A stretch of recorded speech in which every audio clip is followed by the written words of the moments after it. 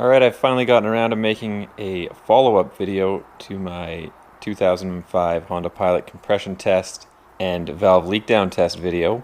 I removed the cylinder head off the engine, and I have found indeed the intake valves in cylinder 6 here and here were bent. I've already removed every other valve and cleaned them up and got the carbon out, and I've noticed no damage and no other bending in the valve. So everything else is good, but those two were bent.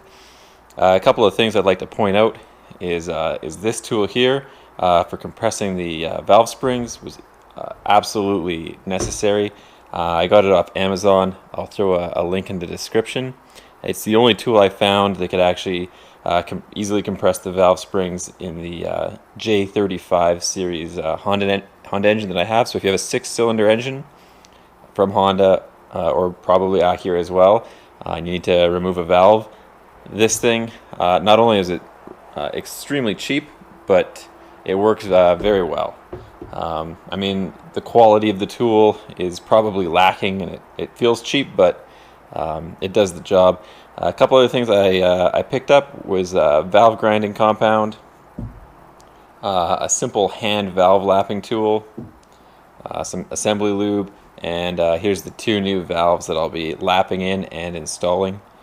And there are the two bent valves. It's a little difficult to tell that they're bent just by looking at them, but I will get a close-up view so that you can see just how bent they were when the timing belt in the Honda Pilot I got broke. So I put a flashlight in the intake so you see just how much this valve is bent.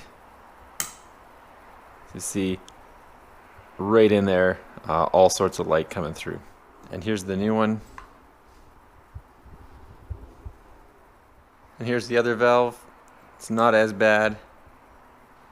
You can still see a lot of light shining through there. And compare it to a new valve, no light at all. As far as the valve lapping goes, I just use a Q-tip and the actual valve lapping compound. Get some on the Q-tip, and then I apply it to the valve.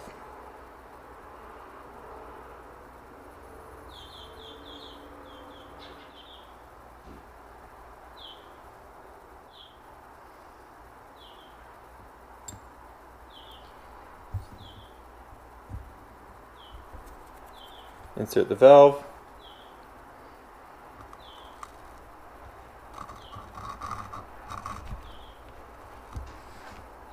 And then use the valve lapping tool to lightly grind the valve and cylinder head.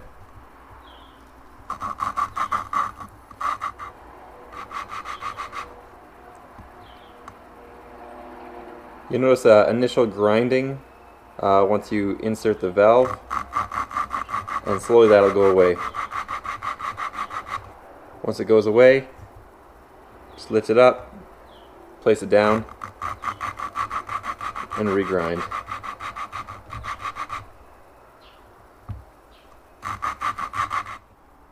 Okay, once the valve is being lapped to a satisfactory quality, we're going to just use some WD-40 to ensure that we get all of the valve lapping compound off of the valve, because you don't want to reinstall it with the abrasive material still on the valve itself.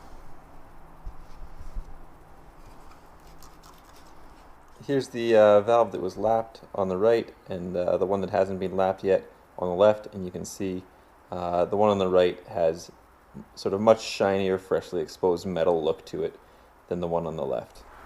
We're also going to use the WD-40 to remove all the valve lapping compound from the cylinder head. For the exact same reason that you don't want the abrasive material in the cylinder head once the valve goes back in. So I'm just going to reinstall the valve.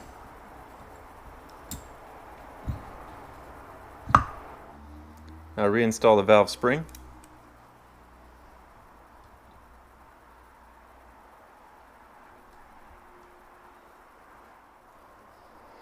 And I'll compress the spring and reinstall the keepers.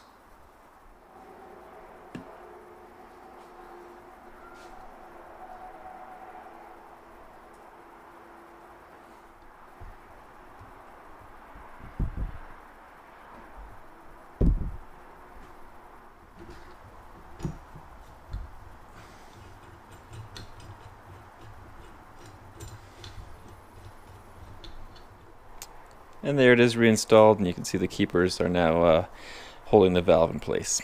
And the process will be exactly the same for the second valve.